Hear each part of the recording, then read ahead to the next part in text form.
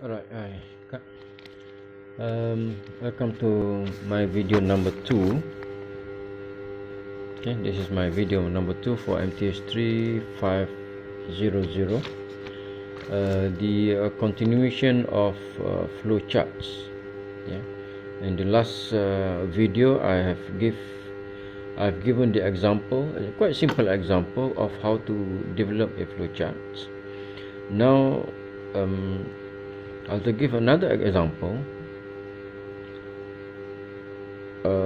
how to solve not a difficult problem, but in a couple of steps to do that. Okay, so let's see. The example is we want to find the largest value. Okay, largest value of three natural numbers A, B, C. Okay. Now, for any three numbers that we choose, A, B, C, in any order, how can we determine which one is bigger, which one is smaller, and out of those three? So basically what we need to do is that we do a comparison, right? We compare A and B, we compare B and C, A and C. So those are process that we need to do. But how to write that in an efficient way so that we don't have to do the same process twice.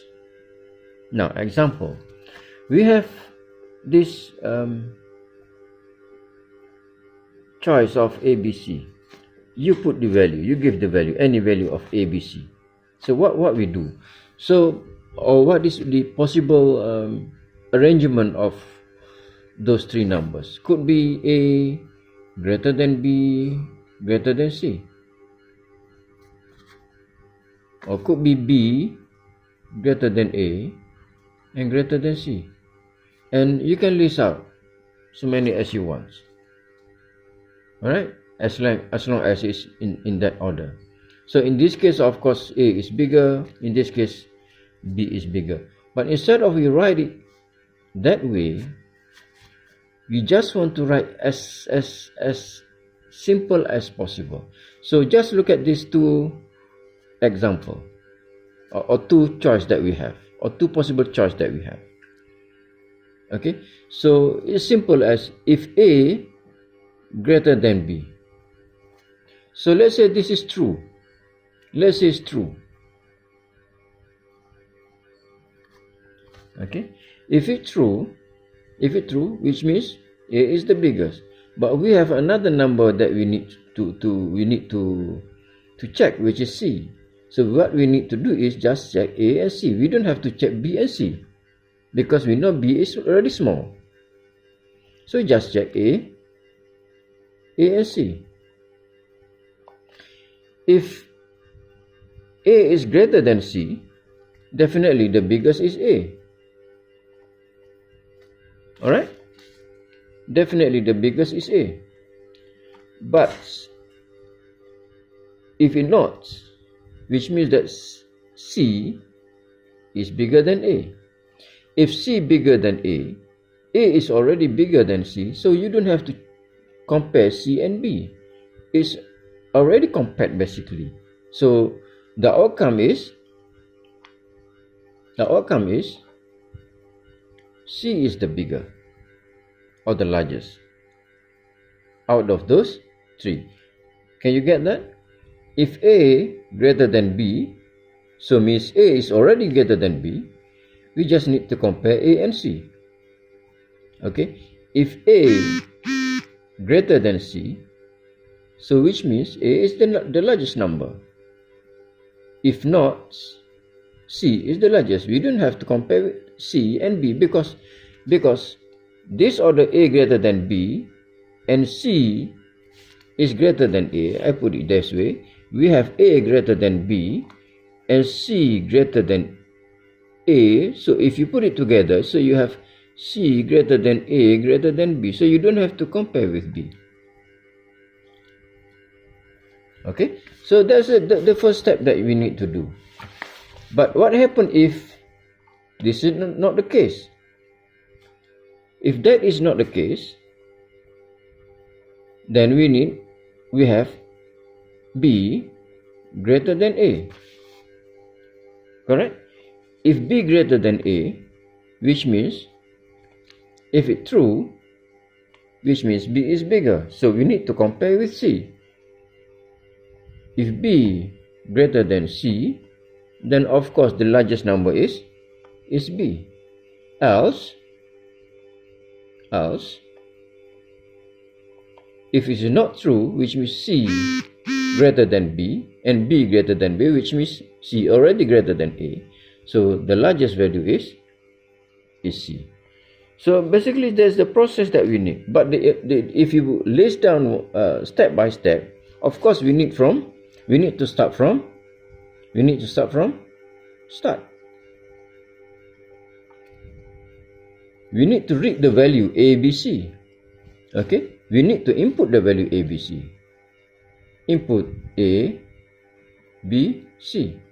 In order to process, in order to do to make a comparison, you need the value of those A, B, C. Any value, you give the value. Next, we do a comparison. Next, this is the main comparison that we need. Okay, if number one here, if A greater than B,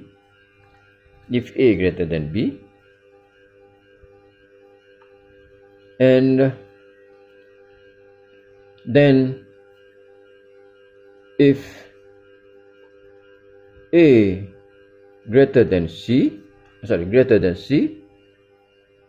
if A greater than C, then the largest is A. Else, largest is C. Okay, if you compare this with the process step that we discussed earlier, here we have A greater than B. If this is true, then we can just compare A and C. If this is true, then largest is A. If it's not true, then largest is C. So next step is we do this part. If A is not greater than B, which means B greater than A. So if B greater than A, then we need to compare B with C. Then we have largest is B. Else, largest is C. Else, E-L-S-E, else. Okay. Now, then we print the largest, everything. We have print the largest value. Now we end the process. 1, 2, 3, 4, 5. We end the process. Okay. Now, out of this step-by-step process that we need to go through, now we have to develop the flow chart. For the flow chart, we begin with start, that circle, small what you call that, ellipse, start. Then we need to input the value of A, B, C. Input, we have that box.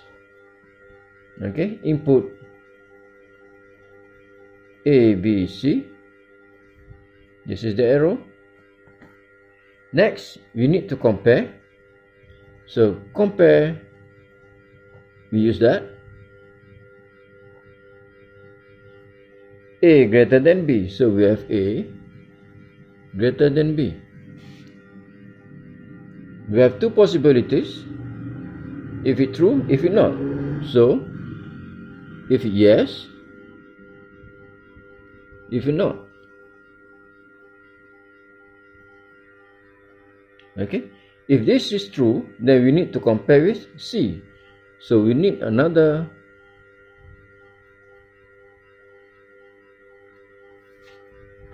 decision or condition here. A greater than B, then we need A greater than C. If yes, goes to here, that yes. If no, that this is no. Okay, so if yes means the largest is A. So we need to print this largest value. I put here square largest is A. If not, which is this part here, so we have largest is, this is largest is C. Now the other side, if A is not greater than B, which means B is greater than A, so we have this step here. Okay, B greater than, so we need to compare B and A. So if no, then we need to compare B and C. If C, B greater than C. So if yes, if no. Okay, if yes, then largest is B. So this is that side. This is largest is B. If not, then largest is C. So if not, largest is C. And then we end the process. Having done all those things, we end the process. So that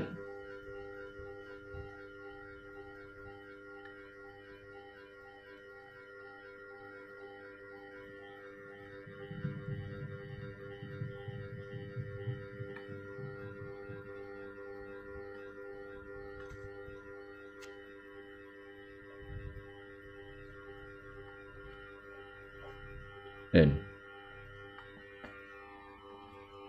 Okay, so I hope you understand how to develop a flowchart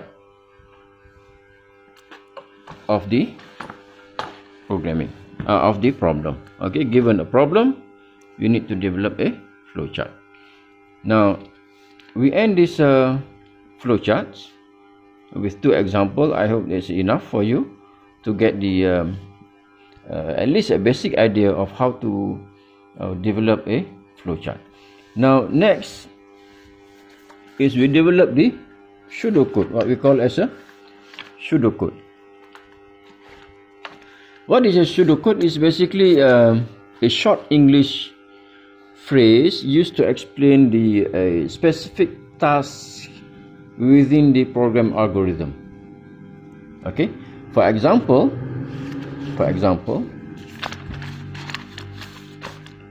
pseudocode. So we have pseudocode. Okay, so from the previous example, that I draw the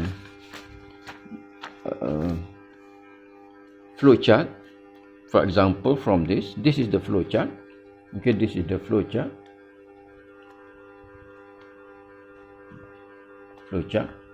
Now from that, I want to write down the pseudocode.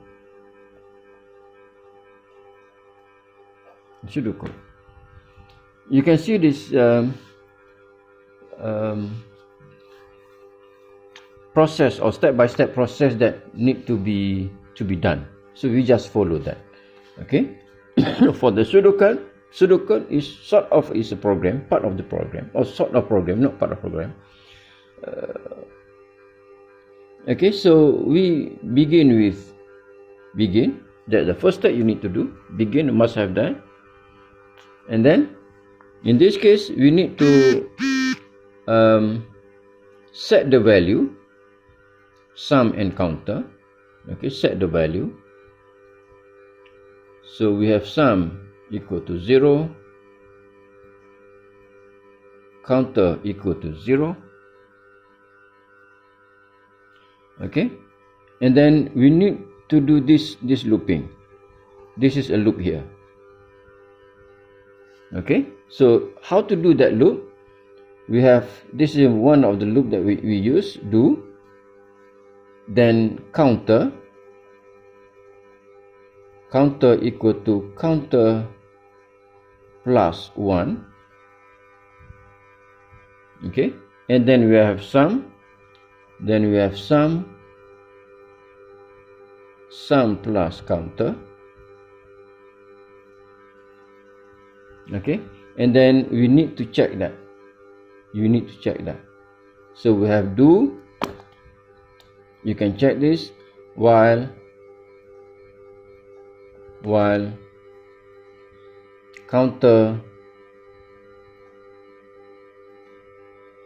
equal to 50. So if the counter is not or less than 50, it's keep on doing. Once it's 50, then it's out. Then you can print the output here. Print sum. Print sum, then n. So this is what we call as a pseudocode. Okay, so you see the difference between these two. This is the flowchart with a symbol and some instruction inside there in order, and this is a pseudocode. Pseudocode is more like a program, but not really a program. But if you have a pseudocode, basically you can develop a program easily. You just follow everything there. Okay, now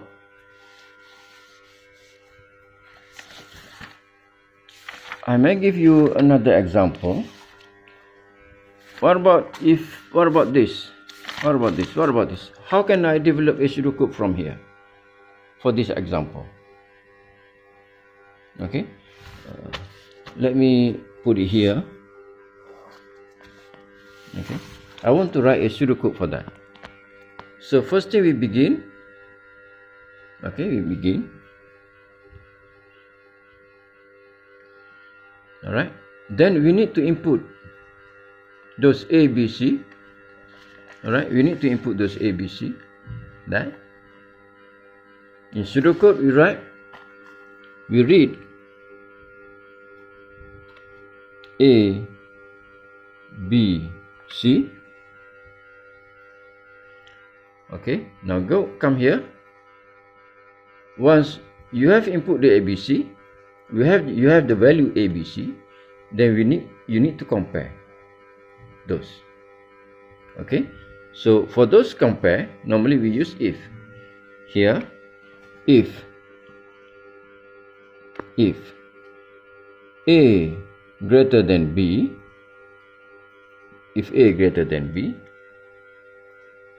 then we have another one, if B greater than C, then largest equal to A. Okay, if this is not the case, else, which means C greater than B, then largest is equal to C.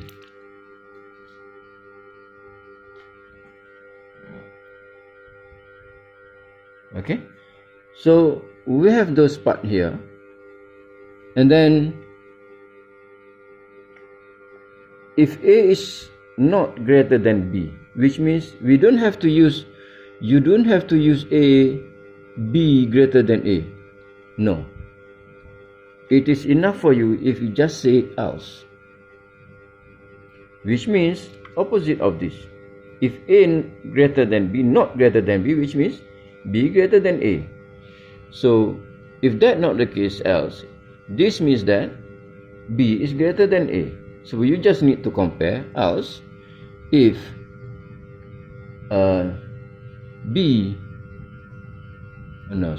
if A greater than B, here A, sorry, this is A. Okay.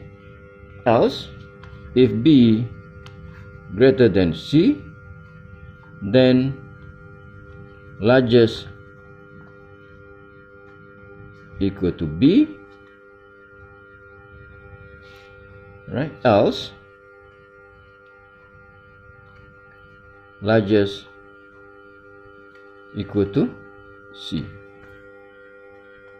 So we have print already. This means that largest equal to, so it means that we have print the largest value. So that's the end process. That's the end process. We have print, we have the process, we have the outputs. So that's the end of the process.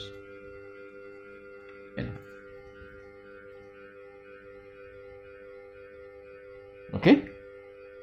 So this is again the pseudocodes of that problem. Finding the largest integer, finding the largest numbers of given three natural numbers. Okay. So I think with that, with those two examples of finding develop the pseudocodes, adding for safety numbers, and finding the largest of three natural numbers. So I stop for this video. I stop here. Thank you.